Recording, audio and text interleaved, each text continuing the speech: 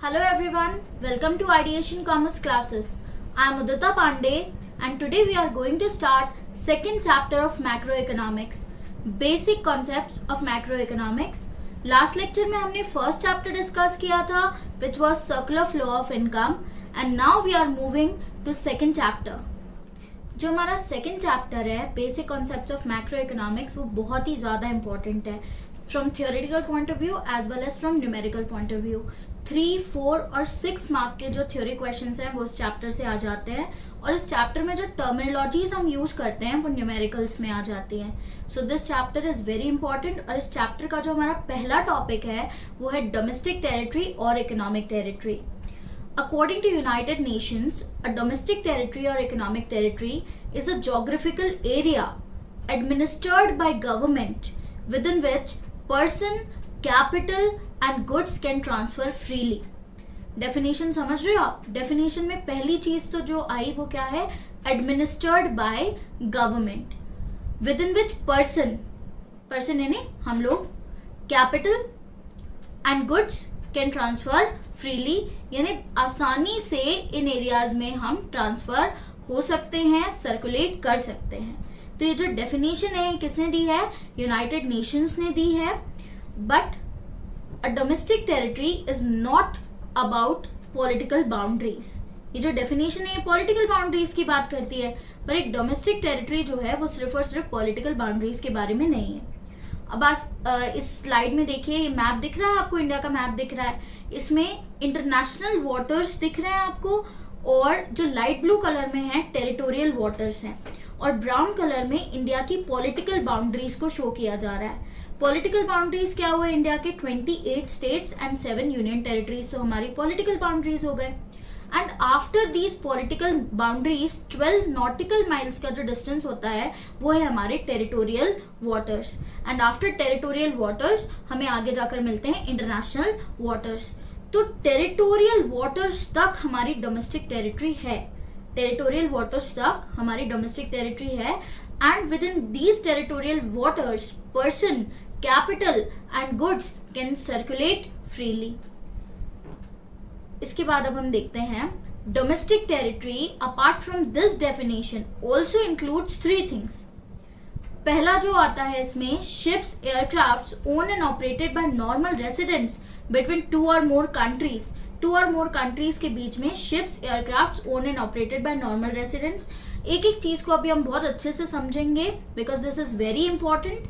तो पहला क्या हो गया? Ships and aircrafts. सेकेंड है हमारे fishing vessels, oil and natural gas rigs, floating platforms operated by residents of a country in international waters. अभी हमने देखा international waters after territorial waters. जो वाटर्स हैं वो क्या हो गए? हमारे इंटरनेशनल वाटर्स हो गए.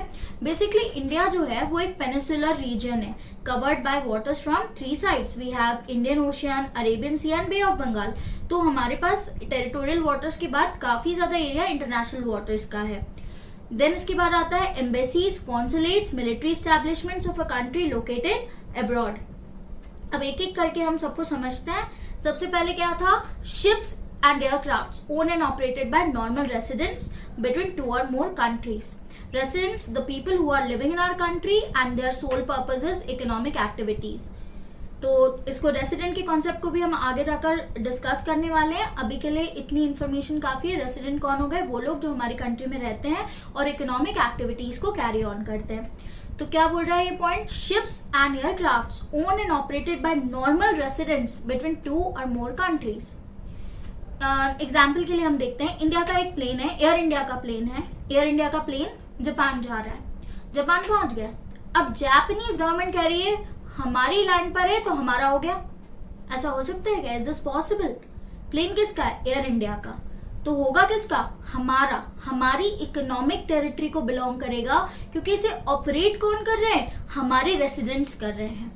समझ आई आपको ये बात? सिमिलरली अगर प्लेन जापान का है या किसी और कंट्री का है और वर्ल्ड के किसी भी कोने में जा रहा है तो भी राइट किसका रहेगा? जापानीज गवर्नमेंट का ही रहेगा. एग्जाम्पल देखिए हम. एग्जाम्पल में क्या लिखा है? Planes operated by Air India between Russia and Japan are part of domestic territory of India. Operated by India between Russia and Japan are part of domestic territory of India. मतलब हमारा plane Russia जा रहा है, Japan जा रहा है, फिर भी हमारी डोमेस्टिक टेरिटरी का पार्ट हो रहा है। फिर इसके बाद आता है planes operated by Singapore Airways between India and Japan are part of domestic territory of Singapore. So you understood the concept कि इस चीज से कोई मतलब नहीं है कि प्लेन कहाँ जा रहा है, एयरक्राफ्ट कहाँ जा रहा है, मतलब किस चीज से है, कौन उसे ऑपरेट कर रहा है, किसके राइट्स हैं उसके ऊपर। ठीक है, now to the second point. Second point क्या कह रहा है, फिशिंग वेसल्स। फिशिंग वेसल्स क्या होते हैं, जो बोट्स यूज किए जाते हैं for the purpose of fishing. India और श्रीलंका के बीच बहुत सारे ऐसे बोट्स दिख जाएंगे आपको। तो ये जो बोट्स होते हैं इनको हम क्या बोलते हैं, फिशिंग वेसल्स बोलते हैं। Oil and natural gas rigs, तेल और गैस के जो कुएं होते हैं वो होते हैं, मिलते हैं कहाँ पर हमको, ओशंस में मिल जाते हैं, टेरिटोरियल वाटर्स में है, इंटरनेशनल वाटर्स में है। एंड फ्लोटिंग प्लेटफॉर्म्स, ये जो सेकंड पिक्चर है आपको, इसमें आपको दिख रहा है फ्लोटिंग प्लेटफॉर्म दिख रहा है, एंड फर्स्ट पिक्चर में आपको फिशिंग वेसल्स बोट्स दिख रहे हैं। तो ये जो fishing vessels, oil and natural gas rigs हैं, ये इंटरनेशनल वाटर्स में भी ऑपरेट हो सकते हैं। ठीक है, अब इनको ऑपरेट करने वाला रेसिडेंट अगर हमारी कंट्री का है, ऑपरेट करने वाला रेसिडेंट अगर हमारी कंट्री का है, तो ये किसको बिलोंग करेंगे, हमारी डोमेस्टिक टेरिटरी को बिलोंग करेंगे।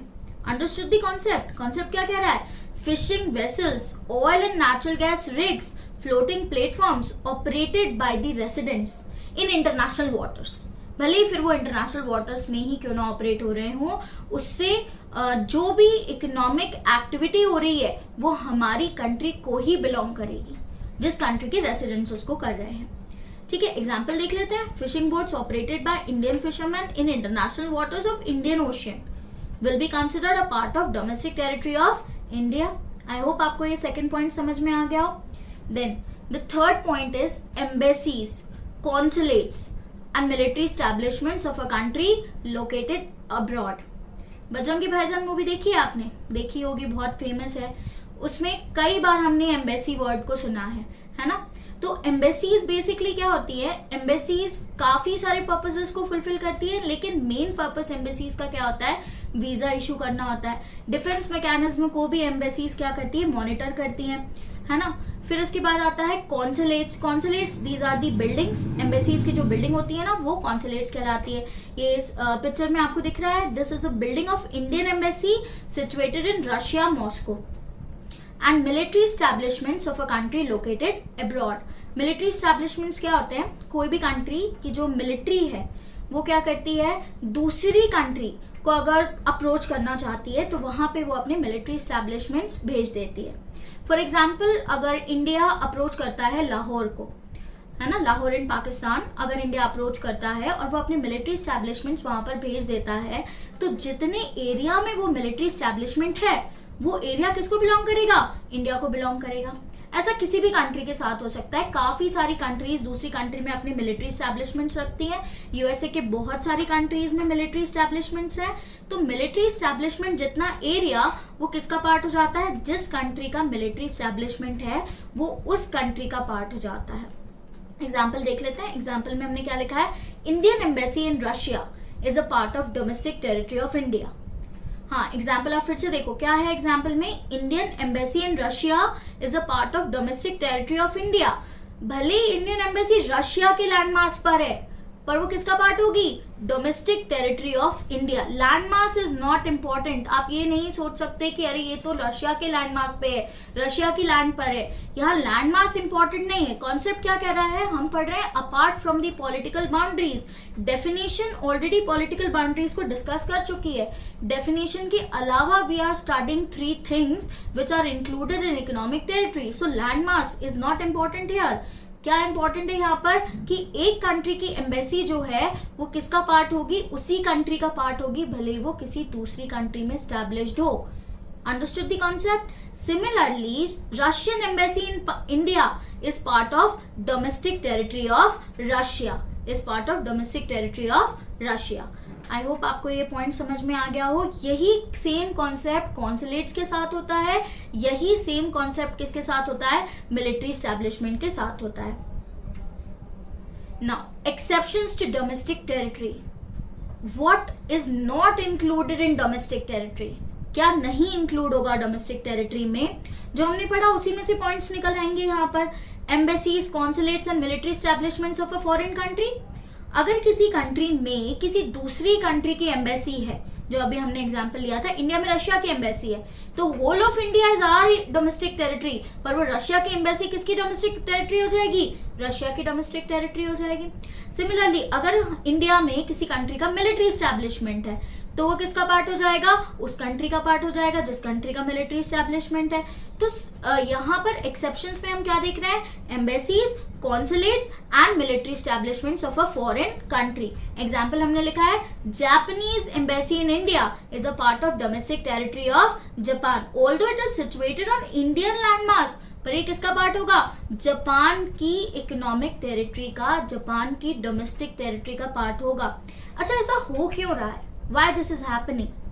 हमारे लैंड मास पे होने के बावजूद वो हमारा पार्ट नहीं है, because centre of economic activity, वो एम्बेसी, वो मिलिट्री एस्टेब्लिशमेंट, वो consulate, centre of economic activity कौन सी कंट्री के लिए कर रहा है? जापान के लिए कर रहा है। तो यहाँ पे जो पॉइंट इंपॉर्टेंट है वो है इकोनॉमिक एक्टिविटी। ये पूरा चैप्टर हम क्यों पढ़ रहे हैं? पूरा चैप्टर, ये यूनिट का नाम क्या है हमारा? National income and related aggregates. पूरा चैप्टर हम नेशनल इनकम को डिटरमाइन करने के लिए, नेशनल इनकम को फाइंड आउट करने के लिए पढ़ रहे हैं। तो national income would be nothing without economic activity. तो ये जो डोमेस्टिक टेरिटरी का कॉन्सेप्ट है ना, वो डायरेक्टली लिंक करता है इकोनॉमिक टेरिटरी से, और इकोनॉमिक टेरिटरी में इकोनॉमिक एक्टिविटी होना जरूरी है।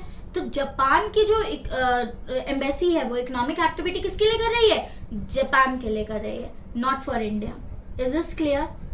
फिर इसके बाद आता है international organisations. International organisation we all know, international organisations like United Nation organisation, world health organisation. ये जो ऑर्गेनाइजेशंस है ना, ये किसी एक कंट्री के लिए काम नहीं करती।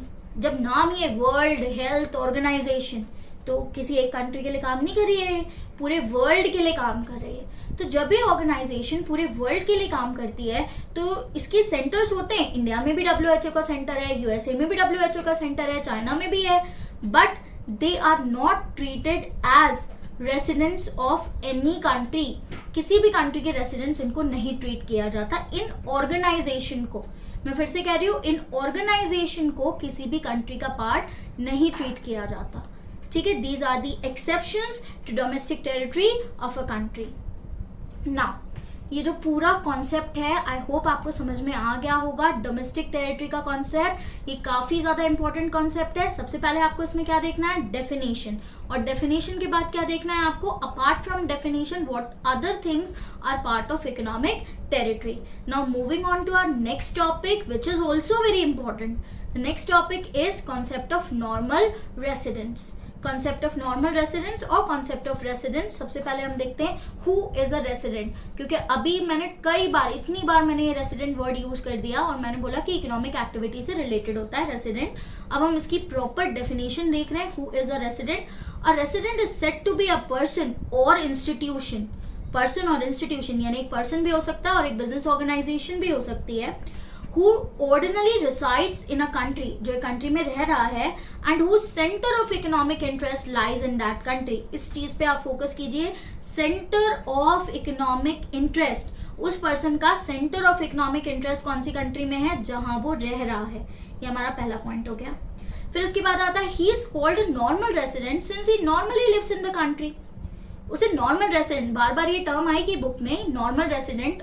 और आप लोग कंफ्यूज हो जाओगे कि एक रेसिडेंट और नॉर्मल रेसिडेंट में क्या डिफरेंस है। One who normally lives in the country, और normally lives in the country के लिए हमने एक पीरियड डिटरमाइन किया है, और पीरियड कितना है हमारा? शुड बी एटलीस्ट 1 ईयर और मोर, यानी मिनिमम कितना रहना है उसको? 1 ईयर। 365 डेज उसे उस कंट्री में रहना है, then only he will be treated as a normal resident. तो फाइनल कंक्लूजन क्या निकला हमारा? फाइनल कंक्लूजन ये निकला कि staying for more than a year, एक पर्सन अगर 1 साल से ज्यादा रह रहा है और दूसरा रहकर इकोनॉमिक एक्टिविटी कर रहा है, तो वो कौन हो गया हमारा? नॉर्मल रेसिडेंट हो गया। कॉन्सेप्ट समझ में आ गया? डेफिनेशन समझ में आ गई आपको? अब इसके बाद देख रहे हैं अपन, there are some people who are living in the country for a period more than a year but they are not treated as normal residents. तो इस नॉर्मल रेसिडेंट के कॉन्सेप्ट में भी हमारे पास क्या है? कुछ एक्सेप्शंस हैं there are 6 exceptions to the concept of normal residents who are not treated as normal resident. इसमें जो पहला exception है foreign tourist and visitors. ठीक है, देखिए टूरिज्म होता है, काफी तरीके का टूरिज्म हो गया आजकल. एक तो होता है रिक्रिएशन पर्पस के लिए, एंटरटेनमेंट पर्पस के लिए लोग आते हैं हमारी कंट्री में. ठीक है, फिर उसके बाद होता है मेडिकल टूरिज्म. ये जो टर्म है मेडिकल टूरिज्म, इंडिया जो है वो आयुष के लिए काफी ज्यादा फेमस हो रहा है वर्ल्ड में. आयुर्वेद, यूनानी, ये जो होम्योपैथी, तो काफी कंट्री से हमारी कंट्री में लोग आ रहे हैं मेडिकल ट्रीटमेंट्स के लिए, और ट्रीटमेंट काफी लंबे समय तक चलता है. The period could be more than a year और 2 ईयर. तो ये लोग उस पीरियड को, जो नॉर्मल रेसिडेंट की कंडीशन है उसके 1 ईयर के पीरियड को एक्सीड कर रहे हैं. Still they are not normal residents of the country. Why? For a normal resident you have to qualify 2 conditions. First condition क्या है हमारी? More than a year. और सेकेंड कंडीशन क्या है? Economic activity. They are coming to India for their medical treatments. They are coming to India for entertainment, or they are coming to India for education purpose. Or Indians are going to other countries for education purpose, but they will not be treated as residents because their purpose is not economic activity. उनका purpose earning करने का नहीं है. Then second आता है foreign staff of embassies. Foreign staff of embassies, official diplomats and members of armed forces of a foreign country located in the given country. अगर किसी भी कंट्री में एम्बेसीज का फॉरेन स्टाफ रह रहा है ना. फॉर एग्जाम्पल इंडियन एम्बेसी में, Indian embassy situated in Russia, Indian embassy situated in Russia, और वहां पर इंडियंस रह रहे हैं. ठीक है, तो अब ये जो लोग हैं वो इंडियंस कौन सी टेरिटरी को बिलोंग करेंगे? सोचो जरा, कौन सी टेरिटरी को बिलोंग करेंगे? पहले तो मैंने क्या बोला, मैं उसको रिपीट कर देती हूँ दोबारा से. मैंने कहा कि Indian embassy situated in Russia, और वहां जॉब कौन कर रहे हैं? इंडियंस ही कर रहे हैं. तो कौन सी टेरिटरी को बिलोंग करेंगे? रह रहे हैं वो, है ना. उनको रहते रहते हो गए 6-7 महीने हो गए. अब वो कौन सी टेरिटरी को बिलोंग करेंगे? They will belong to economic territory, domestic territory of India. Why? आपका सवाल ये होगा, रह तो रशिया में रहे, काम भी रशिया में कर रहे हैं, पर काम कर किसके लिए रहे हैं? इंडिया के लिए. They are working for Indian embassy. तो किसके पार्ट होंगे? इंडियन इकोनॉमिक टेरिटरी के पार्ट होंगे. समझ आई आपको ये बात? फिर से देख लेते पॉइंट क्या कह रहा है. Foreign staff of embassies, officials, diplomats and members of armed forces of a foreign country. किसी भी फॉरेन कंट्री के जो मेंबर्स हैं, आर्म फोर्सेस के मेंबर्स हैं, यानी मिलिट्री एस्टैब्लिशमेंट्स के मेंबर्स हो गए, कॉन्सुलेट्स वाले हो गए, या हमारी एम्बेसीज में वर्क करने वाले हो गए, ये लोग बिलोंग कौन सी कंट्री को करेंगे? उस कंट्री को बिलोंग करेंगे जिसके लिए ये काम कर रहे हैं, न कि जहां ये रह रहे हैं. Got this concept? ठीक है. अब इसमें एक एक्सेप्शन है, इसी पॉइंट में, सेकंड पॉइंट में एक एक्सेप्शन है, और वो एक्सेप्शन ये कह रहा है कि if these persons are living in that country for a period more than a year. यानी इसी एग्जांपल को देखते हैं कि Indians working in Indian embassy situated in Russia for a period more than a year, now they will treated as residents of Russia, not of India. Because जो 1 year का जो period है ना, वो उनका क्या हो गया है? एक्सीड हो गया है. So now they will be treated as residents of Russia, not residents of India. I hope आपको ये समझ में आ गया होगा. अब इसके बाद देखते हैं हम थर्ड जो पॉइंट है हमारा. Third point is about international organisations, UNO, WHO. ये जो ऑर्गेनाइजेशंस हैं, these organizations are not considered normal residents of any country. ये अभी अपन ने एक्सेप्शंस में देख लिया था कि डोमेस्टिक कंट्री के एक्सेप्शंस में आती हैं यूनाइटेड नेशंस ऑर्गेनाइजेशंस, WHO. ये किसी भी कंट्री की डोमेस्टिक और इकोनॉमिक टेरिटरी का पार्ट नहीं होते. लेकिन यहाँ काम करने वाले लोगों का क्या? People who are working in these organizations, they are treated as residents of the country where they live, जहां वो रहते हैं. और ये जो ऑर्गेनाइजेशंस हैं, they are treated as normal residents of international area. क्या कंसिडर करते हैं इनको हम? किसी भी कंट्री का किसी भी डोमेस्टिक टेरिटरी को ये बिलोंग नहीं करते. They belong to the whole international area. they are normal residents of the whole world. Now moving on to fourth point में वही इन organizations के जो employees हैं, employees of international organizations are considered as residents of the country to which they belong.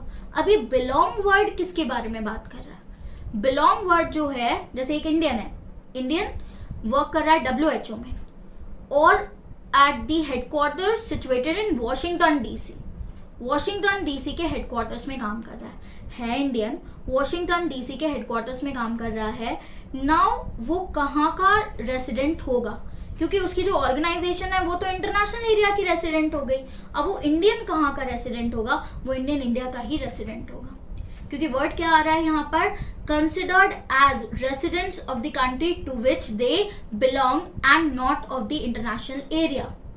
For example, an American working in UNO office located in India will be treated as normal resident of America. अच्छा, अब इसमें भी ना condition वो वाली आ रही है. कौन सी वाली कंडीशन? अगर इन लोगों को वहां रहते हुए मोर देन ईयर का पीरियड जो है वो हो जाता है, 1 साल से ज्यादा का जो पीरियड है वो एक्सीड हो जाता है, then they will be treated as residents of the country to which they are working. क्योंकि अब उनका सेंटर ऑफ इकोनॉमिक एक्टिविटी तो वही कंट्री हो गया ना, तो इसलिए वो उसी कंट्री के रेसिडेंट ट्रीट किए जाएंगे. Is this clear? अब इसके बाद देखते हैं हम फिफ्थ पॉइंट जो है वो क्या बोल रहा है हमारा? Crew members of foreign vessels. Ships जाती है ना बड़ी बड़ी, एक कंट्री से दूसरी कंट्री पे जाती हैं, मर्चेंट नेवी की शिप्स जाती हैं, है ना, और दूसरे और भी नेवीज की शिप्स जा रही हैं या कार्गोज जा रहे हैं, है ना, तो वो क्या हो गए? हमारे फॉरेन वेसल्स हो गए. क्रू मेंबर्स जो भी सेलर्स हैं उस शिप में, जो भी क्रू मेंबर्स हैं. कुछ कमर्शियल ट्रैवलर्स होते हैं, वो आर कमर्शियल ट्रैवलर्स जिनका पर्पज ये होता है भाई एक कंट्री से दूसरी कंट्री ट्रैवल ही करना है फॉर बिजनेस पर्पज, वो कमर्शियल ट्रैवलर्स हो गए. And there are seasonal workers. कुछ सीजनल वर्कर्स होते हैं जिनका ऐसा होता है कि 6 मंथ्स एक कंट्री में काम करेंगे, नेक्स्ट 6 मंथ्स दूसरी कंट्री में काम करेंगे. एंड ये जो पर्सन्स होते हैं ये नॉर्मल रेसिडेंट्स उस कंट्री के नहीं कहलाते. The reason is they do not live in a country for a period more than a year. ये किसी भी कंट्री में 1 साल से ज्यादा का टाइम स्पेंड नहीं करते. Apart they are doing they are staying for economic activity, but still उनका अगर पीरियड 1 साल से ज्यादा का एक्सीड नहीं होता तो फिर वो उस कंट्री के नॉर्मल रेसिडेंट्स नहीं होते हैं. बट अगर पीरियड एक्सीड हो जाता है, if their stay is more than a year, तो फिर वो उसी कंट्री के रेसिडेंट कहलाएंगे, उसी कंट्री के नॉर्मल रेसिडेंट्स ट्रीट किए जाएंगे. Is this clear? Then the sixth point is border workers who live near international borders and cross border on a regular basis to work in other country. अच्छा, आप सोच रहे हो गया अरे ऐसा कैसे हो सकता है? रोज कोई बॉर्डर क्रॉस कर सकता है क्या? क्यों नहीं कर सकता? अब सारी बॉर्डर्स ऐसी थोड़ी ना होती कि बस लड़ने तैयार हो, है ना. हमने इंडिया और पाकिस्तान के बीच में भी तो हमने समझौता एक्सप्रेस चलाई थी, तो रोज जो ड्राइवर है वो इंडिया से पाकिस्तान जाता है, पाकिस्तान से इंडिया आता है, रोज के बेसिस पे बॉर्डर क्रॉस हो रही है ना. तो ऐसे ही क्या होता है, कुछ बिल्कुल फैमिलियर बॉर्डर्स होती हैं, रोज के बेसिस पे बॉर्डर क्रॉस हो रही है. अच्छा, अब ऐसे लोग जो रोज ही बॉर्डर क्रॉस कर रहे हैं वो कौन सी कंट्री के रेसिडेंट कहलाएंगे? तो they are treated as normal resident of the country where they live, not where they work. ठीक है, देखो आप यहाँ पर क्या आ रहा है point? Where they live not where they work. To the country they are living. Living से क्या हो रहा है? अब हम यहाँ पर मान रहे हैं 365 डेज का कॉन्सेप्ट जो है वो जिस कंट्री में पूरा कर रहे हैं, अब वो वहां के रेसिडेंट्स हो गए. Is this clear? So these are the exceptions for normal residents. अब हम मूव ऑन कर रहे हैं नेक्स्ट टॉपिक पर. Now we are comparing citizenship and residentship के.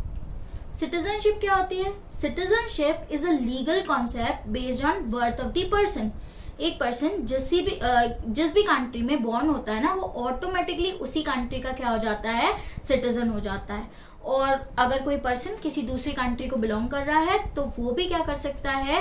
किसी दूसरी कंट्री में सिटीजनशिप अप्लाई कर सकता है, और वहां के लीगल प्रोविजंस अगर उसको अलाउ करते हैं तो उस कंट्री का क्या हो जाएगा? सिटीजन हो जाएगा. तो सिटीजनशिप का कॉन्सेप्ट समझ में आया आपको? पहली चीज तो क्या हो गई? बर्थ के बेसिस पर हो गया. और सेकंड क्या हो गया? If a person born outside a country can also apply for citizenship through legal provisions. फिर अब हम बात करते हैं रेसिडेंटशिप. रेसिडेंटशिप अभी हमने पूरा नॉर्मल रेसिडेंट की डेफिनेशन देख ली. अब हम बात कर रहे हैं रेसिडेंटशिप. रेसिडेंटशिप जो है वो इकोनॉमिक कॉन्सेप्ट है.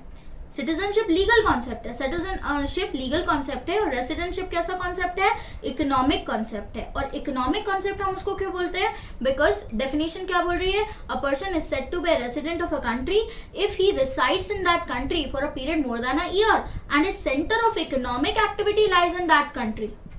ठीक है, तो यहाँ पर क्या हो गया, इकोनॉमिक एक्टिविटीज अगर वो पर्सन परफॉर्म कर रहा है उस कंट्री में तो वो क्या हो गया, वहां का रेसिडेंट हो गया। तो ये कॉन्सेप्ट किसके बेसिस पर हो गया, इकोनॉमिक कॉन्सेप्ट हो गया। फिर क्या एक पर्सन 2 कंट्रीज का रेसिडेंट हो सकता है, हाँ हो सकता है। कैसे, उसका centre of economic activities 2 country में हो रहा है। एक साल उसने पूरा कंप्लीट किया इंडिया में और दूसरा साल वो कंप्लीट कर रहा है जापान में या अमेरिका में, तो फिर वो क्या हो जाएगा, वहां का नेक्स्ट ईयर वो वहां का क्या हो जाएगा, रेसिडेंट हो जाएगा। Is this clear? तो रेसिडेंटशिप का जो कॉन्सेप्ट है वो पहली चीज इकोनॉमिक कॉन्सेप्ट है। A person can be a resident of more than a country, एक कंट्री से ज्यादा का भी क्या हो सकता है, वो रेसिडेंट हो सकता है। अगर कंडीशन क्या है उसके लिए, a person is a normal resident if he resides in the country for a period more than 1 year and his center of economic activity also lies in that country. So अब ये हम topic के conclusion पर आ गए। ये पूरा topic हमने पढ़ा क्यों है, हमारा चैप्टर का नाम क्या है, national income and related aggregates. तो ये चैप्टर हम इसलिए पढ़ रहे हैं ताकि हम नेशनल इनकम को डिटरमाइन कर सके, नेशनल इनकम को न्यूमेरिकली फाइंड आउट कर सके। तो इसमें हमने एक कॉन्सेप्ट देखा डोमेस्टिक टेरिटरी का। डोमेस्टिक टेरिटरी और इकोनॉमिक टेरिटरी में जो भी इकोनॉमिक एक्टिविटी हो रही है वो सारी की सारी इकोनॉमिक एक्टिविटी का रिजल्ट क्या है, डोमेस्टिक प्रोडक्ट है। सारी की सारी इकोनॉमिक एक्टिविटी का रिजल्ट क्या है, डोमेस्टिक प्रोडक्ट है। हमारी कंट्री में जो भी एक्टिविटीज हो रही है, जो भी प्रोडक्शन हो रहा है, उससे क्या होगा, हमें मिलेगा डोमेस्टिक प्रोडक्ट। और ये जो डोमेस्टिक प्रोडक्ट है वो सेल होने के बाद क्या बन जाएगा, डोमेस्टिक इनकम बन जाएगा। तो आपको यहां दिख रहा है domestic territory leads to domestic product and domestic product leads to domestic income. ठीक है, फिर उसके बाद देखते हैं हम नॉर्मल रेसिडेंट को हमने क्यों पढ़ा, why we have started the concept of normal resident. ठीक है, इसलिए पढ़ा जो नॉर्मल रेसिडेंट्स हैं वो सिर्फ इंडिया में रहकर नहीं अर्न करेंगे, they will also go abroad और वहां से भी अर्न करेंगे। तो वो जो हमें प्रोडक्ट मिलेगा वो कौन सा प्रोडक्ट मिलेगा, normal resident will give us national product. Normal resident के थ्रू हमको प्रोडक्ट कौन सा मिलेगा, नेशनल प्रोडक्ट मिलेगा, और नेशनल प्रोडक्ट के बेसिस पे हमें क्या मिलेगी, नेशनल इनकम मिलेगी। इज दिस क्लियर, पॉइंट समझ में आ गए आपको? This is all for this topic. अब इसके बाद जो हमारा नेक्स्ट टॉपिक है वो हम डिस्कस करेंगे इनकम के ऊपर।